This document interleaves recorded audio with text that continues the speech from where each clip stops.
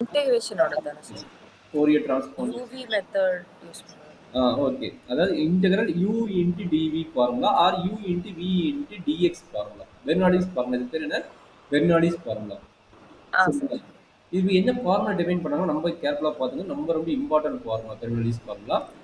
u v1 minus u dash v2 plus u double dash v3 minus u triple dash v4. Okay, u இது வந்து u triple dash v4. சரிங்களா? v4. Okay. அப்போ என்ன ஆகுதுன்னா நல்லா understand பண்ணிங்க. Sign வந்து ஆல்டர்னேட்டாக சேஞ்ச் ஆகும். நல்லா பாருங்க, சைன் வந்து ஆல்டர்னேட்டாக சேஞ்ச் ஆகும். அந்த u dash u triple dashங்கிறது என்னன்னா derivative of previous u. Derivative of previous u. Sir. அப்போ செகண்ட் டெரிவேட்டிவ் என்ன? செகண்ட் டெரிவேட்டிவ்னா ஃபர்ஸ்ட் டெரிவேட்டிவோட வேல்யூ. தேர்ட் டெரிவேட்டிவ் என்னது? செகண்ட் டெரிவேட்டிவோட வேல்யூ. சரிங்களா?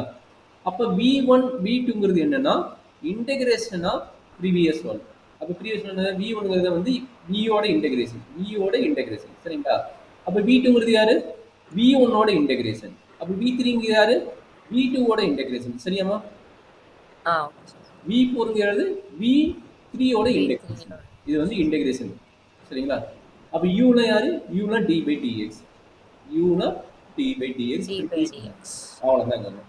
இதில் என்ன டவுட் இருக்குங்களா? இல்ல sir. This is called a Bernoulli's formula. So ரொம்ப இம்பார்ட்டன்ட். நம்ம நார்மலாக படிக்கும்போது u இன்டி டிவி மெத்தட் படிப்போம். அது வந்து நார்மலாக ப்ளஸ் டூ